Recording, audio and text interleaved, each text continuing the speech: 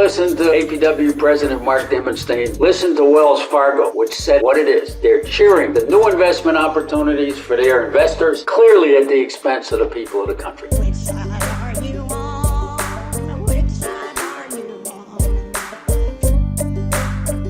on? Mark Dimondstein is the national president of the American Postal Workers Union, APWU. The APWU represents over 200,000 active and retired postal workers in the clerk craft. Returning guest, President Dimondstein, welcome back to the Valley Labor Report.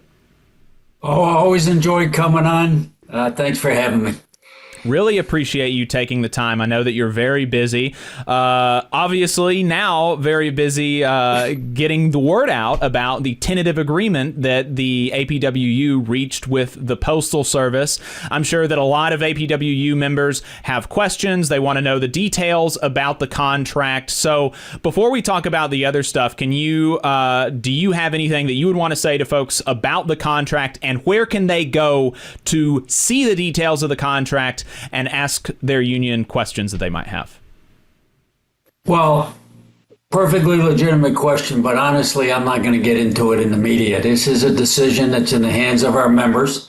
Any APW member can go to the APW website, apw.org, and get the information that they need. But these are internal discussions. We're a very democratic union. Our contracts are ratified by the members. The balloting is in the beginning stages of its process, so it's not appropriate for me to discuss it in the media. But I would say this to all the good listeners: it underscores why working people need unions, because we do have a voice. We have a collective voice. We can bargain with in this case, the Postal Service or whatever company or institution where workers are organized, and the bosses have to come to the table. Because we have a union, people step up and organize. The members of the foundation, by paying dues and being active and bringing it to life and building power and leverage. So I think it's just an indication to all workers. We either leave ourselves as individuals, begging the boss for a raise, begging the boss for better job security, begging the boss for better workplace safety, better retirements, and so on as an individual. And the boss can just say, you know what, or we come together united in a union and we do the best we can. And all the facts, all the proof is that when workers are organized in unions, they do better financially, they have better job security, they have better financial security, and they have a better working life. Still a struggle, but it's a lot better than not having a union. So that's all I'll say about our tentative agreement. It's in the hands of the members where it should be, and we'll know in mid-July how the members decide and where they land on this tentative agreement. Absolutely. Just wanted to make sure that we pointed folks to where they could learn more. That's apwu.org. Y'all also did a town hall last week, and that town hall is live. Folks can go and watch that if they were not able to attend it live. So definitely lots of opportunities to have your questions answered from your union if you have questions, if you're an APWU member, and learn about the details. So, and that's a very good point about, it's great to be able to be a part of a union that negotiates for your contract, and instead of having to go and beg the boss for yourself by yourself as an individual. So you're going to get a lot more when you're able to collectively bargain. I want to talk about some of the more, outside of the collective bargaining process. There's a lot of news and politics around the Postal Service. The latest is that there is a new Postmaster General nominee. What does the APWU make of this guy? Well, let me, before I talk about the guy himself, we're very disturbed with the process. This is more than a nominee. The Postal Board of Governors has the authority to hire and fire PMG. So they have selected a man named Dave Steiner as the next Postmaster General. He's in his vetting process, and that's probably not too stringent in the federal government and the postal world these days. And so he has been selected. The Senate has no say. It's not a nomination. The president nominates the Board of Governors. The Senate confirms. But once that's done, it's in the hands of the Postal Board of Governors. What has us so outraged and concerned is the Postal Board of Governors, and there's 9 when it's full. It's purposely set up by law in 1970, the Postal Reorganization Act, where the law went from the U.S. Postal Department to the United States Postal Service to take out political interference from the postal system. Used to be the old spoil system. It was purposely designed to have this Board of Governors equal basically between the two parties, no more than 5 from one party, and they are supposed to be nonpartisan, representing the interests of the people of the country, to defend their public mission of the public postal service, to set policy, and within that policy to hire and fire the PMG. This Board of Governors gave up their political independence, and they would only appoint a PMG if that new Postmaster General or the selected Postmaster General had the approval of this President of the United States. No President of the United States, from either party or any party, past, present, or future, should have the finger on that scale. So now we have a President of the United States who's openly advocating privatizing the post office, i.e. breaking it up, turning over to private corporations for private profit. There goes the right of the people to universal postal services, no matter who we are and where we live, what we call the universal service mandate, right? And so this Board of Governors, and by the way, of the 5 people, 3 are in quotes Democratic seats. So let's be clear on that. They gave up their political independence and let the president be the final decider on who they were going to choose. Absolutely wrong. Now, on top of outrage is they have selected somebody who has served for 16 years as an activist on the board of directors of none other than FedEx, the company that wants to destroy the post office, at least on the package side, the company that wants it all for themselves, the company that wants to get more and more packages away from the public institution, the low-cost anchor of the whole package mail system in the United States, the public postal service. So that, if that isn't the fox guard in the hen house, I don't know what is. So we are disturbed by what the Board of Governors did. We're very concerned about the person that they picked. I don't know him. He hasn't reached out yet. We'll see if he gets here, but all your listeners can take a step to try to overturn this outrage. If you go to U.S. Mail Not For Sale, usmailnotforsale.org, they have a petition going around to the Board of Governors, to the Postal Board of Governors, saying this is outrageous. We want you to reverse the decision and pick a PMG independent of political interference, the way the law intended. And there was a reason that law was written that way. If he comes in, then we're still going to deal as the American Postal Workers Union to defend the public institution, to defend the right of the people to public postal services equal throughout the country, whether it's rural or urban or in between. And we're going to have to certainly row hard together as the people of the country to make sure that we defend this wonderful national treasure. By the way, celebrating its 250th birthday this July. 1 year older than the country itself. Postal Service, 250 years. Always changing, but always there for the people. I did not realize that it was its 250th birthday this year. Is the Postal Service doing any big stamps or anything? I feel like I haven't even heard about it. Well, that's an interesting question. I know they had some plans. But they're also in turmoil, too. Mm-hmm. The Postmaster General did resign a few months back. They have an interim PMG. They're going through this process now. So I'm not sure they're paying as much attention as they plan to. But it's something that the people of the country can certainly celebrate. It's so much of the anchor of every town, every community, every neighborhood. And while communications are changing, the Postal Service still remains an anchor, maybe in some new ways, and different ways, new opportunities for new services and expanded services. But nevertheless, an anchor of our communities, an anchor of our country, our folks that we represent are very proud of the mission. We would like the service to be better. We press management all the time. We need better staffing to make sure you, the people, get better service. But overall, the people of the country still overwhelmingly trust, appreciate the Postal Service, trust postal workers, and want the post office to stay in their hands, not in the hands of the billionaires. You mentioned, and I've got some other Postal Service questions too, but staying on for one more question, the new PMG nominee, you mentioned that the Postal Board of Governors right now has 5 seats filled, 3 of which are Democratic, were appointed by Democratic presidents.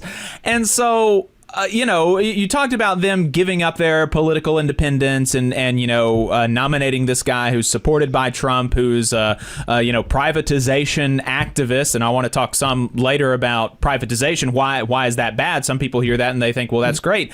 But this guy's a privatization activist. Why? What is the motivation for the Democratic governors on the Postal Board of Governors supporting this guy?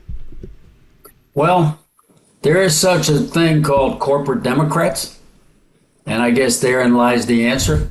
There's always a struggle with the Postal Service about remaining public and truly public and in the hands of the people and not for the profit of corporations. And then there are those that would like to find their way to always shift things from the public sector to the private sector. So there are Democrats within those ranks. You may have to ask them directly on why they made their decisions. I can't speak for them, except they would be putting corporate interests over the interests of the people of the country. And maybe they've succumbed, as others have, to the bullying. Universities have, media outlets have, maybe the Postal Board of Governors have joined those ranks. Where they're allowing themselves to be bullied. And we believe that when people capitulate to the intimidation and the threats, that they only get worse. Hey, 5 seconds. Just wanted to say that this is only possible because of our donors. If you want to see more of this, then consider donating yourself at tvlr.fm/donate. And so let's talk about the privatization. You mentioned that this PMG is has been a privatization activist, sort of. And, Trump has been actually kind of quiet about these privatization noises about the Postal Service, about maybe privatizing it or maybe bringing it under the Commerce Department as a step towards privatizing it. There just hasn't been, Trump hasn't really talked very much about privatization of the Postal Service or about big changes. Do you think that that is still a live threat to the Postal Service, or do you think that he and his administration have been scared off by the reaction that came to his comments about privatization, including obviously from the postal unions like APWU and the NALC? Yeah. Well, I do think that it's a real and ever-present and growing threat. It's true that there was some noise in the beginning that maybe they were going to take over the post offices and put it up on the Commerce. But the move with the new PMG might be the move that they want. And I'm not sure, I just want to be clear, I'm not sure that Dave Steiner himself is an absolute advocate of privatization. I do know that FedEx is, and their CEO, Fred Smith, is, and that's the world he's coming out of. But I always like to be fair. I haven't had a discussion with him. But again, he was blessed, for lack of a better word, from the President of the United States, who is openly talking about privatization, and not just him and his administration, but not just him, but the administration. So you have Commerce Secretary Ludnick, another Wall Street billionaire, talking about privatization. You have Elon Musk, and whether their bromance is over or back on, it doesn't matter. The billionaires still represent who they are, and there's still plenty of them around influencing this administration. He was at J.P. Morgan, Wall Street, a month or two ago, saying Elon Musk is for privatizing everything, and he singled out the Postal Service and Amtrak. So they're lined up. the Heritage Foundation, which produced Project 2025, which is the blueprint they're following. And if anybody didn't believe it before, it's right before our eyes. Heritage Foundation has one of their main priorities ever since their inception. This right-wing think tank, conservative think tank, was to privatize the public postal service. But I really want the listeners to understand why this is even out here. It's really a classic struggle between Wall Street and Main Street. And what I mean by that is, how would any regular person benefit from turning over this public institution that goes everywhere, no matter where we live, no matter who we are, and allow it to and gain something from privatization? They lose everything. Higher prices when things are privatized. In the United Kingdom, with a largely privatized post office now, Royal Mail, first class letter is $2, almost $2 in a much smaller geographic area. Portugal, where there's been a lot of postal privatization, they're down to 3 days a week delivery. So privatization means less service, higher cost, and of course the workers take a beating in the process as well. And that not just impacts the workers and our families, it impacts our entire communities and country. But it's coming from Wall Street. And I tell people, you don't have to listen to me about that, because I always do talk about Wall Street versus Main Street. So who gains? The people lose, the investors gain. The post office generates around $82 billion of revenue a year that the private sector cannot turn into a profit-making machine. And that's what they want. So don't listen to me. Listen to Wells Fargo, one of the big four Wall Street banks. They are so excited about the prospects and all the talk coming out of this administration of privatization that they produced an equity research report on February 27th, which just lays it out. We call it from the horse's mouth. And what they're cheering. And it's a report to their investors saying all paths lead to better parcel pricing. Now, what they mean by that is, because for us, better parcel pricing is fair and reasonable pricing, especially in a day of e-commerce, right? What they mean is better pricing, meaning higher pricing. And right in their report, they say that the Postal Service costs are 25 to 60% less than FedEx. Now we got a FedEx PMG coming in, Postmaster General. 25 to 60% less than FedEx. And if they can rip off the parcel side and at least privatize that, which, by the way, would kill the post office, because that's where our growth is, and that's what they want to do, right? That report says that parcel prices would have to then go up 30 to 145%. That would be a direct attack on the people of this country. And then they also say that they can fund all of this stuff by harvesting the real estate of post offices, which means selling them off, which means there'll be less post offices for the people to go to and in our communities. So don't listen to APWU President Mark Dimondstein. Listen to Wells Fargo, which said it what it is. They're cheering the new investment opportunities for their investors, clearly at the expense of the people of the country. Absolutely. We covered that when it came out, and it really, it is pretty striking how clear they are about how, like just vampire kind of stuff, like how they're so like salivating at the prospect of squeezing the post office for everything it's worth and hurting consumers and workers. I mean, it's really pretty wild.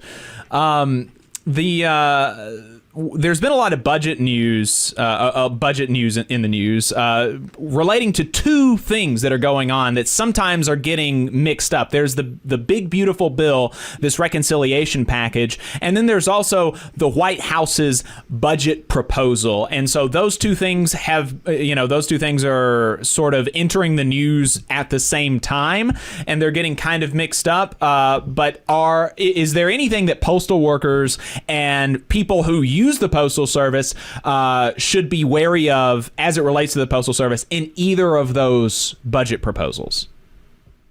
Well, I will confess I haven't yet studied the new budget proposals coming out of the Office of Management and Budget out of the White House. But in terms of the reconciliation and budget issues before Congress right now.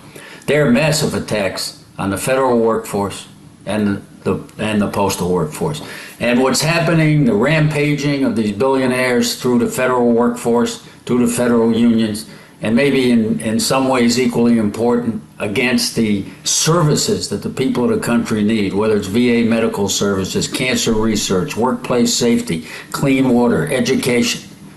What's happening to the post office cannot be separated from that, and we stand in full solidarity with the federal workforce and their right to maintain unions, to have unions, to be able to negotiate. The stroke of a pen executive order denying almost 1 million federal workers of the rights to have a union and bargain collectively is one of the most widespread and deepest union busting actions with the stroke of a pen in the history of this country. So just in terms of broad stroke, we aren't alone on this.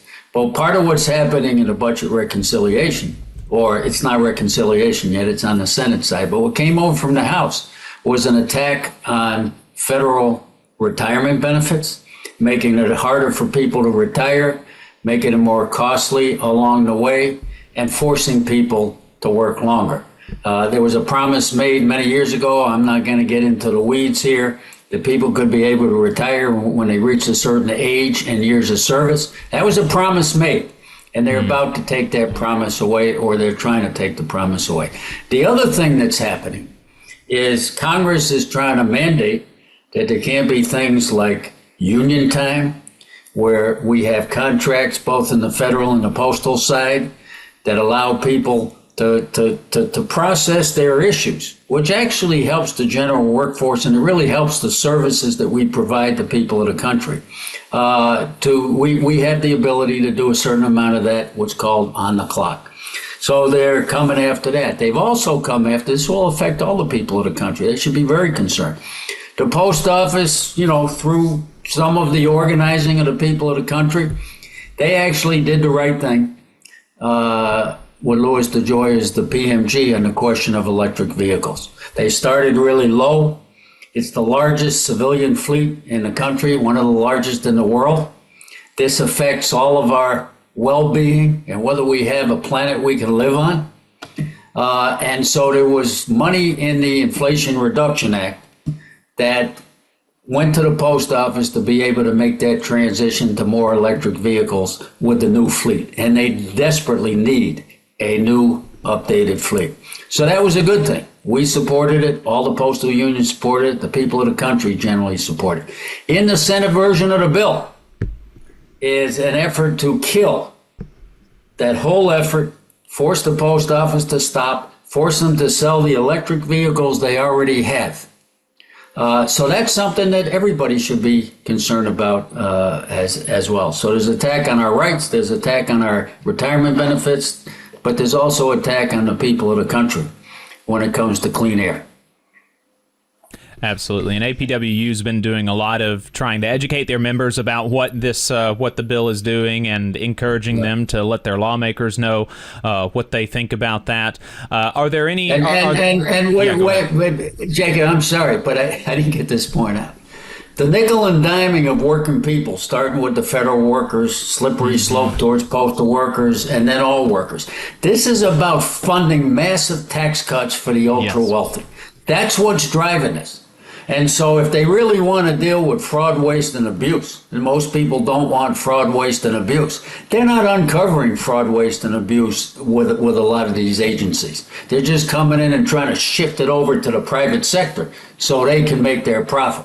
If you want to start with fraud, waste, and if you want to deal with fraud, waste, and abuse, start with the military-industrial complex budget, where even the right-wing libertarian Cato Institute says close these 800 bases around the world and save the money. It's a boondoggle. That's coming from them, not me. So in the meantime, they're nickel and diming working people, massive tax breaks for the rich, and the largest ever Pentagon budget in the history of the country. Something's wrong with that picture when it comes to the needs of working people. It really is very stark, and especially as I don't know if you've seen the interview with this Doge leader on NPR where he was talking about how I came from the tech industry, and because of my experience in the tech industry, in the private sector, which these people, these right-wing media types and politicians, they they fetishize the private sector. They say that the private sector, especially the tech industry, is this beacon of efficiency. And this guy came from the private sector, and he said that his experience in the private sector was that there's a bunch of people getting paid a bunch of money to basically do nothing. And so I expected to find that in the government, and I didn't. I didn't find that in the government. I found a lot of people that are dedicated to their jobs, dedicated to serving the American people, and in a lot of cases, they are hamstrung by things that Congress requires them to do that are maybe not necessary to do the job, or the refusal of Congress to fund modernization efforts and things like this. And so, the whole thing is kind of it shows the lie of the Doge project and this whole fraud, waste, and abuse. It's not what they're making it out to be, and they're using that as an excuse to, like you said, nickel and dime federal employees, take money away from poor and working class people and give it to wealthy people like Elon Musk. And so it's not good, obviously, for postal workers, not good for people who use the Postal Service, not good for anybody. You just saw a clip from the Valley Labor Report. We are live every Saturday morning from 9:30 a.m. till 12:30 p.m. And we pride ourselves on keeping all of our content free to everybody so that we can talk to as many working folks as possible. If you support the work that we're doing, you think that it's important, you think that it's good, then consider making a monthly contribution to the project, and you can do that on our website, tvlr.fm.